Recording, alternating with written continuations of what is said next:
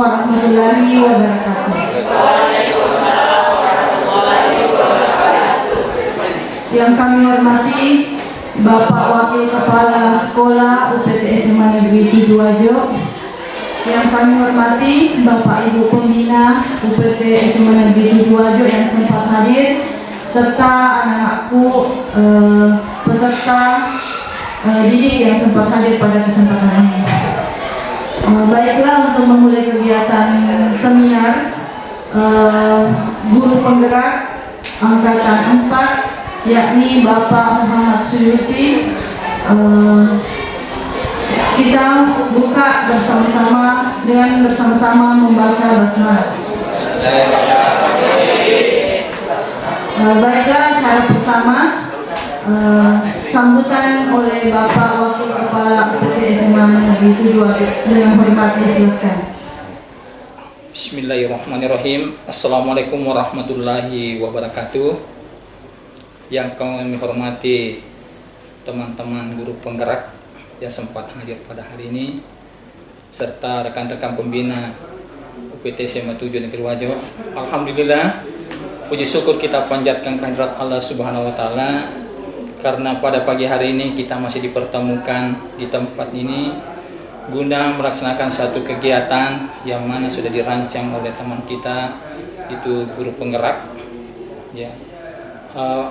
Adapun tujuan kegiatan daripada kegiatan guru penggerak ini adalah bagaimana mensosialisasikan tentang budaya positif yang ada di sekolah.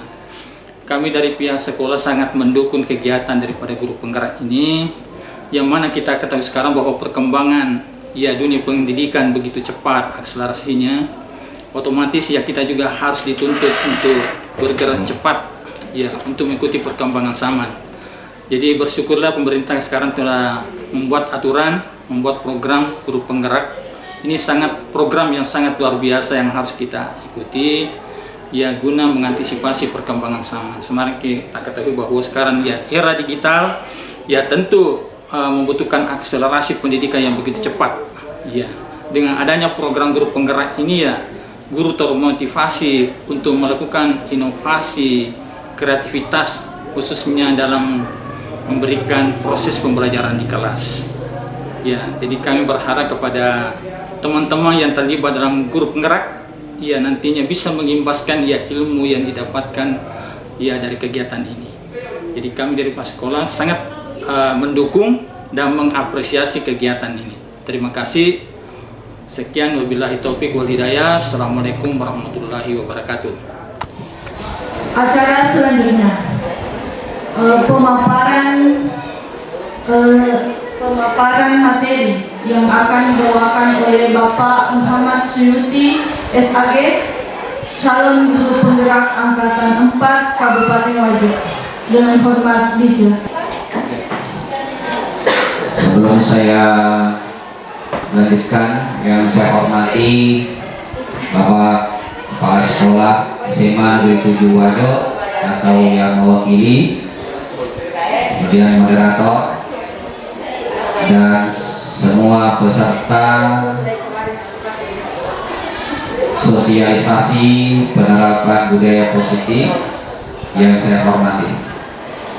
Baik, dengan ucapan Bismillahirrahmanirrahim, dengan nama Allah yang senantiasa memotivasi kita, memberikan dorongan kepada kita untuk berbuat yang terbaik, dan semoga saja kegiatan hari ini menjadi amal ibadah kita untuk kita persembahkan sebagai hamba Allah di hadapannya dan menjadi bekal hidup kita di dunia sampai akhirat nanti. Baik, tujuan pertemuan hari ini adalah saya mencoba menyampaikan materi tentang budaya positif yang menjadi bagian dari tagihan saya sebagai guru penggerak di LMS. Apa itu LMS? Learning Management System. Jadi Learning Management System, di situ ada semua materi dan tugas-tugas yang ada, di situ kita kumpul.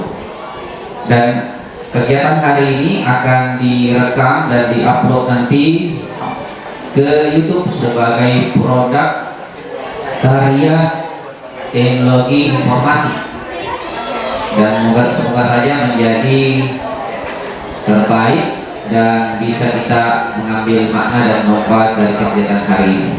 Baik, penerapan pembelajaran konsep inti budaya positif SMA 7 oleh Muhammad Syuuti, saya sendiri.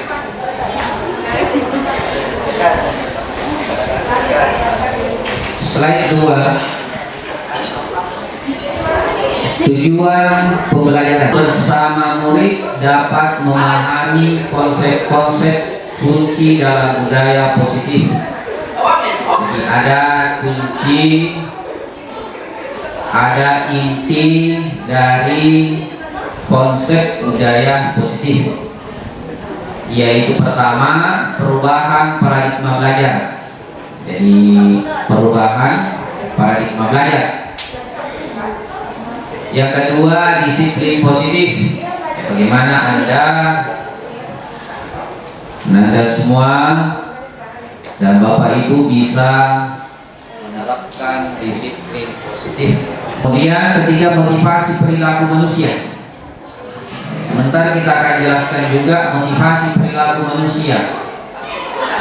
Ada internal, ada eksternal, ada intrinsik, ada juga ekstrinsik. Selanjutnya kebutuhan dasar. Ada juga beberapa kebutuhan dasar yang selalu senantiasa mendorong manusia untuk melakukan baik positif maupun negatif.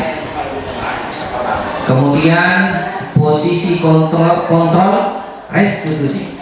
Hampir salah sebut. Posisi kontrol restitusi. Ya, mohon maaf kalau salah sebut, jangan ada atas sebut. Keyakinan kelas, ada juga keyakinan kelas yang perlu Anda pahami. Perubahan pendidikan ke depan tidak ada lagi, kita akan bandingkan nanti bagaimana peraturan hukuman dengan keyakinan kelas. Jadi keyakinan kelas nanti yang menjadi kesepakatan bersama itu akan kita tampilkan di kelas masing-masing. Terakhir, segitiga restitusi. Jadi ada segitiga restitusi yang menjadi pola strategi untuk penyelesaian setiap masalah. Ya, setiap masalah. Terakhir, guru bersama murid dapat memahami kurikulum prototipe 2022. Ya. Bagaimana? Anda siap berubah? Siap. Nah, alhamdulillah. Nah, baik, kita lihat tahapannya. Ini perubahan. Yang pertama, kita melihat perubahan pendidikan di Indonesia. Salah satu bapak pendidikan kita, yakni Ki Hajar Dewantara, beliau pernah menjadi pemimpin pendidikan di Indonesia, Menteri Pendidikan pernah, dan beliau dikenal sebagai bapak pendidikan di Indonesia. Dan salah satu lambang yang senantiasa kita pakai adalah Tutwuri Handayani. Apa artinya Tutwuri Handayani? Tutwuri Handayani adalah sebuah posisi berada di belakang yang senantiasa mendorong, mendampingi dan menuntun kita ke arah yang lebih positif lagi. Perubahan paradigma belajar. Sekarang saatnya guru bersama murid dapat memahami dan mengimplementasikan perubahan pendidikan budaya positif dan karakter yang dapat membantu murid belajar dengan aman, nyaman sesuai filosofi Ki Hajar Dewantara. Dan setelah itu diharapkan guru bersama murid untuk membagikan pemahaman dan pengalaman kepada guru-guru di sekitar yang ada di sekolah. Menurut Ki Hajar Dewantara menjelaskan bahwa tujuan pendidikan yaitu menuntun segala kodrat yang ada pada anak-anak agar mereka dapat mencapai keselamatan dan kebahagiaan yang setinggi-tingginya baik sebagai manusia maupun sebagai anggota masyarakat. Oleh sebab itu, pendidikan atau pendidik atau guru itu hanya dapat menuntun tumbuh atau hidupnya kekuatan kodrat yang ada pada anak-anak agar dapat memperbaiki lakunya, bukan dasarnya hidup dan tumbuhnya kekuatan kodrat anak. Sehingga dalam menuntun laku dan pertumbuhan kodrat anak, Ki Hajar Dewantara mengibaratkan peran pendidik sebagai seorang petani dan tukang kebun. Ya, pamong penuntun dan among berkolaborasi. Inilah yang disebut pendidik yang berpihak pada murid, yaitu memerdekakan dan membebaskan murid dari paksaan, membebaskan dari murid dari tekanan suara kasar, dan memberi kemerdekaan dalam belajar sesuai dengan kebutuhan dan kepentingan murid.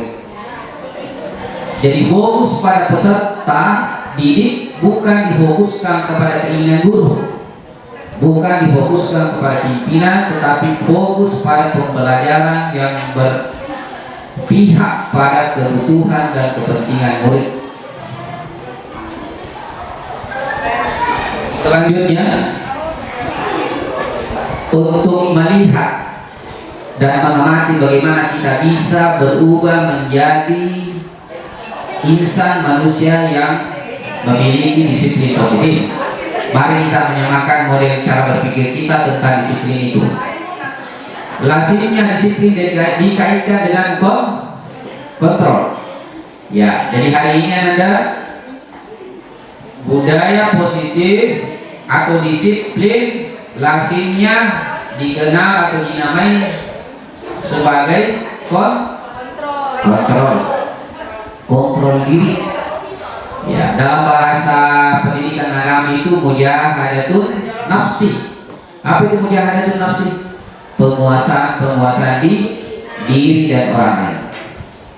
Menguasai emosi, menguasai amarah, itu namanya kontrol. Orang melakukan perbuatan buruk, perbuatan negatif karena kontrolnya lemah dan kurang. Ya, sekarang kita mau coba melihat kontrol itu.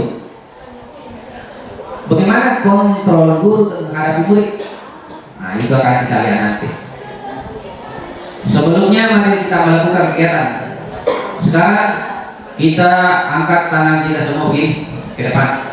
Kepalkan tangan kita. Ya, perhatikan kalau. Ya, kepalkan sekuat-kuatnya. Nah, sekarang coba Anda pikirkan sesuatu yang paling berharga dalam diri Anda, kemudian simpan di dalam kepala tangan Anda. Sudah ada semua? Sesuatu yang sangat berharga, kemudian simpan di tangan Anda, kemudian kepala. Kemudian ajaklah teman Anda atau orang lain atau saya mengajak Anda untuk memaksa Anda, mengajak Anda, membujuk Anda untuk membuka kepala tangan Anda. Kira-kira apakah Anda membukanya atau bagaimana? Sekarang kita akan minta tanggapan Anda. Ya. Kita mulai dari depan.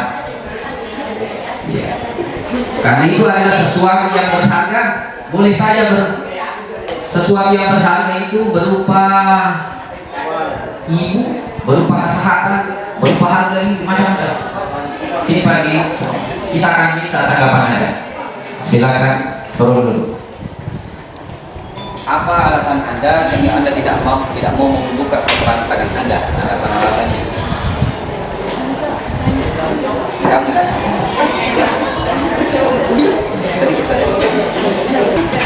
Saya tidak akan membuka kepala tangan saya karena yang paling saya akan berharga adalah ibu saya. Ibu saya yang telah mengandung saya, ibu saya yang telah mendidik saya, ibu saya yang telah membesarkan saya sampai saat ini. Dan dia tidak mengharapkan balasan apapun dari saya. Sebagaimanapun saya ingin membalas ibu saya, itu tidak akan seberharga apa yang telah Dia lakukan kepada saya. Terima kasih. Baik. Itu adalah pilihan Anda. Persis seperti itulah, keyakinan seperti itulah yang perlu didampingi untuk tumbuh keyakinannya menjadi keyakinan kelas nanti, menjadi peraturan di sekolah nanti.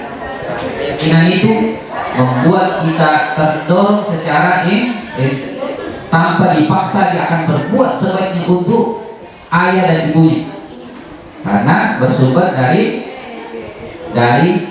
keyakinannya. Sekarang kita pindah di belakang. Kasih yang lain lagi yang mau berkomentar di belakang sekarang. Assalamualaikum warahmatullahi wabarakatuh. Yang sangat berharga bagi saya itu adalah orang tua. Ya. Karena tanpa orang tua saya mungkin saya tidak lebih ini. Sekian. Assalamualaikum warahmatullahi wabarakatuh. Waalaikumsalam warahmatullahi wabarakatuh. Silakan. Menurut saya yang paling saya anggap berharga adalah diri saya sendiri. Karena DNA selalu ada untuk saya adalah diri saya sendiri. Sekian. Wassalamualaikum warahmatullahi wabarakatuh. Baik, menurut saya yang paling berharga untuk saya sendiri adalah waktu. Karena maka dari itu waktu yang selama saya hidup, saya selalu berusaha untuk menggunakan waktu saya dengan baik, dengan mencari amal dan terus mengejar mimpi saya melalui semua, dengan mengoptimalkan semua waktu saya selama hidup. Sekian dari saya. Warahmatullahi wabarakatuh.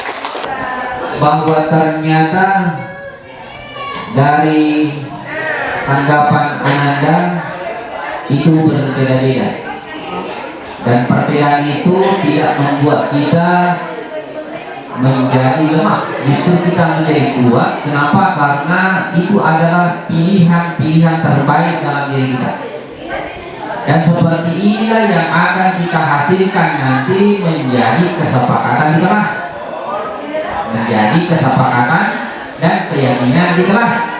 Kenapa dikatakan keyakinan di kelas? Karena bersumber dari motivasi terdalam dalam diri kita, sehingga kita buat 5 poin itu. Misalnya keyakinan kelas, misalnya saling menghargai dan menghormati orang lain. Itu menjadi keyakinan kita, bahwa kita tidak boleh mengambil barang orang lain, kita tidak boleh mengambil uang orang lain tanpa sepengetahuan, kita tidak boleh membuli teman kita. Sehingga itu menjadi keyakinan dan kesepakatan kelas nanti. Jadi aturan-aturan tertentu itu akan menjadi keyakinan. Selanjutnya, mari kita lihat kekuatan kontrol diri kita, dan adakah perubahan. Dr. Wira belasan dalam kontrol teori meluruskan beberapa miskonsepsi tentang kontrol. Ini ada sebuah ilusi, ya, ilusi bahwa ternyata orang manusia itu memiliki pilihannya sendiri. Kalaupun sama dengan pilihan kita, itu atas isi dirinya, sehingga kita tidak boleh memaksa. Ya, kita tidak boleh memaksa orang. Baik. Ilusi guru mengontrol murid. Ilusi itu, ya, kita tidak bisa mengontrol murid. Kapan bisa dikontrol murid? Apabila murid mengizinkan dirinya untuk dikontrol, mengizinkan dirinya untuk disiplin. Oleh karena itu kita mesti memahami kontrol motivasi yang ada dalam. Pada dasarnya guru dapat memaksa murid untuk berbuat sesuatu murid tersebut untuk tidak melakukannya. Itu ilusi pertama. Ilusi kedua, bahwa semua penguatan positif efektif dan bermanfaat, yaitu ilusi. Ilusi ketiga, bahwa kritik dan membuat orang merasa bersalah dapat menguatkan karakter. Itu hanya ilusi saja. Ilusi bahwa orang dewasa memiliki hak untuk memaksa. Inilah ilusi kita. terjadi saat ini, sehingga tidak terjadi kegiatan pembelajaran yang berpihak pada murid tetapi berpihak pada kepentingan guru. Ya, oleh karena itu kita akan ubah paradigma seperti ini, bahwa kegiatan ekstrakurikuler sekolah sebaiknya mengutamakan kepentingan murid di kelas dan di sekolah. Baik, kita akan lihat perbedaan stimulus respon lawan teori kontrol tentang pandangan tentang dunia. Kita lihat. Kalau konsepnya SR, stimulus respon tentang dunia, realitas dari kebutuhan kita sama. Tetapi kalau kontrol yang bersumber dalam diri keyakinan kita, bahwa realitas kebutuhan kita berbeda. Apa buktinya? Takdir kita berbeda, ukuran baju kita berbeda, cara minum kita berbeda, hari kelahiran kita berbeda, tanggal kita, semuanya berbeda. Timbangan kita saja berbeda, ukuran tinggi kita saja berbeda, semuanya berbeda. Realitas itu. Yang kedua, semua orang melihat hal yang sama. Tetapi kalau teori kontrol, setiap orang memiliki gambaran yang berbeda. Selanjutnya, kita mencoba mengubah orang lain agar berpandangan sama dengan kita. Itu teori lama. Berubah menjadi kita berusaha memahami pandangan orang lain tentang dunia. Perilaku buruk dilihat sebagai suatu kesalahan. Semua perilaku memiliki tujuan. Orang lain bisa mengontrol saya, hanya Anda yang bisa mengontrol diri saya. Dan saya bisa mengontrol orang lain, tapi teori kontrolnya berbeda. Anda tidak bisa mengontrol orang lain. Pemaksaan ada pada saat bujukan gagal. Kolaborasi dan konsensus menciptakan pilihan-pilihan yang baru.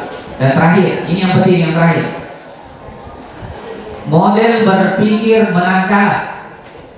Itu adalah teori lama yang perlu diubah menjadi model berpikir menang-menang. Jadi Anda dan Bapak Ibu, yang perlu kita ubah adalah bagaimana berpikir model menang-menang, tidak ada lagi kalah. Ya, semuanya menang pada levelnya. Makanya pembelajaran proyeknya adalah bagaimana membelajarkan siswa, memerdekakan siswa, memberikan materi pembelajaran sesuai dengan levelnya. Semuanya tuntas sesuai dengan levelnya. Tidak ada lagi tidak tuntas. Kenapa? Karena pembelajaran melalui TAL, teaching at the level, sesuai dengan levelnya siswa. Bukan sesuai levelnya guru. Bukan sesuai dengan levelnya ujian. Ujian juga diganti menjadi asesmen. Berubah semua di level. Kalau siswa pertama hanya mampu menjawab 10 soal, kalau siswa kedua hanya mampu menjawab 5 soal, itu yang menjadi ketuntasan mereka.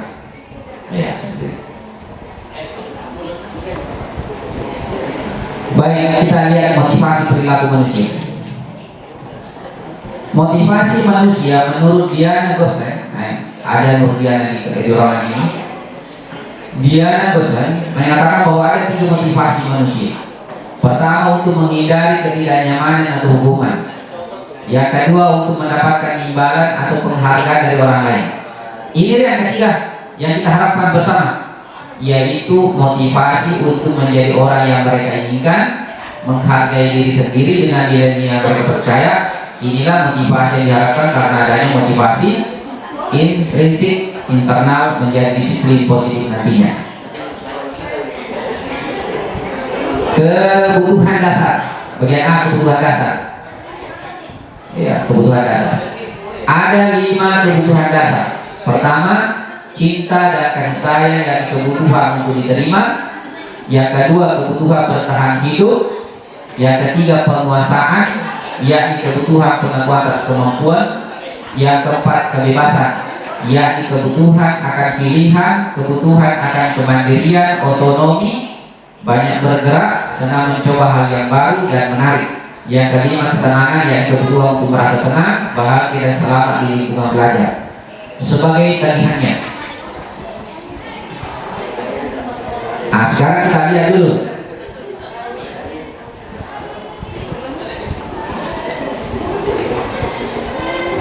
Yang ini posisi kontrol restitusi. Ya. Ada 5 posisi guru yang harus kita pahami di sekolah. Yang pertama, guru sebagai penghukum. Ya, guru sebagai penghukum. Ada guru suka sekali menyakiti siswa. Nah, itu namanya guru penghukum, karena senantiasa memberikan hukuman fisik kepada siswa, atau kata-kata, ucapan-ucapan verbal, contoh awas, ya, dan lain kata-kata kasar. Itu adalah guru penghukum. Yang kedua, ada juga guru pembuat orang merasa bersalah. Contoh kalimatnya, ibu sangat kecewa sekali dengan kamu. Iya, dengan kata-kata yang halus, tetapi orang merasa bersalah. Yang kita harapkan perubahan pendidikan saat ini hanya nomor 3, 4, dan 5. Pertama, guru sebagai teman. Ya, guru sebagai teman. Sebagai teman, membantu guru atau membantu siswa. Jadi berkolaborasi. Yang keempat, guru sebagai monitor, pemantau, pengawas. Ya, kalau ada guru mengambil foto otak dengan tingkah laku yang tidak pantas, kemudian dilaporkan ke sekolah, itu sebagai guru pemantau, monitor, karena ada CCTV-nya, ada kameranya, langsung kita foto. Ini membuang sampah di tempat sembarang tempat, langsung ambil foto otak, kemudian dilaporkan ke bagian 7K. Ya, tim 7K. Anda ada proses. Ada juga guru sebagai manajer. Itu manajer itu guru mempersilahkan siswa murid untuk mempertanggungjawabkan perilakunya. Nah, terkadang begini, kira-kira Anda atas perilakunya tadi, bagaimana cara mempertanggungjawabkan diri Anda? Adakah hal-hal yang lebih positif yang Anda bisa lakukan hari ini? Maka siswa menjawab, ada Pak. Saya bisa bertanggungjawabkan diri saya akan melakukan misalnya semua sampah yang ada di ruang guru ini saya akan bersihkan, saya akan tempatkan pada tempatnya. Itu atas pilihannya dan tidak dipaksakan. Itulah adalah posisi manajer. Contoh, Anda punya tugas, Anda tidak bisa selesaikan sampai 10 nomor, tapi kemampuan Anda hanya 5 nomor. Dengan 5 yang tersisa ini, Anda akan diberikan pilihan-pilihan sesuai dengan kemampuan Anda. Ya. Kemudian Anda diajak berdiskusi, alasan apa, bagaimana Anda mengatur waktu dan seterusnya. Nah, sekarang kita lihat tagihannya. Semua Anda silakan Anda berpikir 5 ini masing-masing menjawab, ya. Kira-kira apa jawaban Anda kalau ada kalimat seperti saya kecewa sekali dengan kamu? Ya. Siapa bisa jawab? Apakah sebagai guru penghukum? Apakah sebagai teman? Apakah sebagai manajer? Coba kasih mic yang bisa menjawab. Ya. Saya kecewa sekali dengan kamu. Atau bisa memilih Anda A, B, C, D, dan E. Dari kalimat ini, dari 5 posisi tadi, saya kelihatan posisinya. Ya, ini posisinya. Posisi guru, penghukum, pembuat orang merasa bersalah, teman, monitor, manajer. Ya. Yang 5 ini kira-kira apa yang cocok kira-kira dengan kalimat ini? Posisi apa itu? Kontrol begitu kan? Posisi kontrol begitu yang mana itu? Penghubung? Betul sekali dengan kamu. Ya. Posisi kontrol guru sebagai pembuat orang merasa bersalah. Ya, benar. Guru sebagai pembuat orang merasa bersalah dengan kata-kata yang halus, dengan kata-kata tidak kasar, dengan berkata guru kepada murid, saya kecewa sekali dengan kamu. Ya. Yang kedua, kamu tidak pernah benar dalam melakukannya. Kamu tidak pernah benar dalam melakukannya.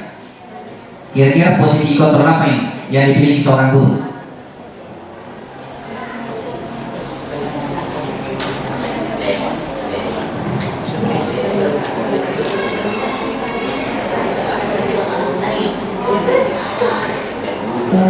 Posisi kontrol manajer.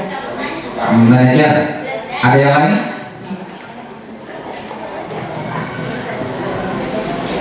Guru sebagai Guru. kamu tidak pernah benar dalam melakukannya. Guru sebagai pembuat orang merasa bersalah. Ya. Benar. Apalagi? Lanjut. Apakah kamu mau mendapatkan bintang hari ini? Manajer. Yang pas cocoknya itu bagian C untuk adalah guru sebagai teman. teman. Betul, teman itu. Ya. Ada lagi yang lain? D dan E siapa? Bagaimana kamu bisa menyaksikan masalah ini? Manajer. Ya, betul. Enggak begini, mau disuruh enggak? Kasih Apakah kamu mau mendapatkan bintang hari ini? Yaitu guru sebagai teman. Dan D. D. Bagaimana kamu bisa menyelesaikan masalah ini? Posisi yang baik adalah manajer. Manajer, sudah. Kemudian terakhir. Kamu selalu yang paling terakhir, monitor atau pengawas. Iya. Terima kasih. Kita lanjutkan. Ya, kita lanjutkan. Bedakan keyakinan kelas, hukuman dan konsekuensi. Ya, hukuman dan konsekuensi. Kita akan membedakan sedikit keyakinan kelas, hukuman dan konsekuensi. Keyakinan kelas akan menjadi kontrol diri pada murid atas pilihan dan kesepakatan dari sebelumnya berdasarkan kolaborasi dan konsensus dari warga kelas.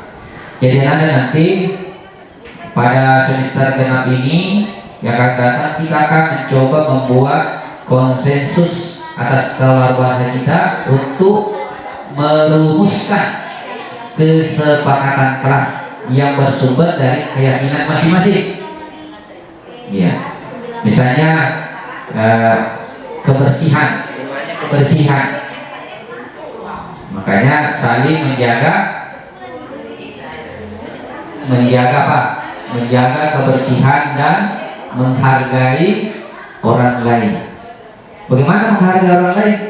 Kita tidak menghargai orang lain kalau kita membuang sampah setelah setelah makan kemudian kita simpan tempat sanitasi di meja teman, itu tidak menghargai orang lain. Kemudian B, segitiga restitusi. Kemudian selanjutnya pemahaman kurikulum 2022, pemahaman dan pembelajaran setelah penerapan budaya positif. Ya. Selanjutnya materi ini untuk membedakan keyakinan kelas dan hukuman dan konsekuensi nanti saya akan bagikan ke Nurul ya dalam bentuk PDF. Anda silakan Anda baca di rumahnya dan pertemuan berikutnya akan kita tanya jawab ya. Bagaimana Anda siap? Siap. Iya siap. Nanti saya akan PDF-nya. Terakhir, terima kasih Anda hari ini. Semoga saja membawa manfaat. Saya ucapkan terima kasih kepada Bapak Ibu dan peserta hari ini dalam mengikuti kegiatan ini. Semoga ada manfaat, dan kalaupun ada kekurangan itu dari diri kami sebagai pembelajar dan berusaha untuk menjadi pemimpin pembelajar di kelas dan di sekolah. Terima kasih. Assalamualaikum warahmatullahi wabarakatuh.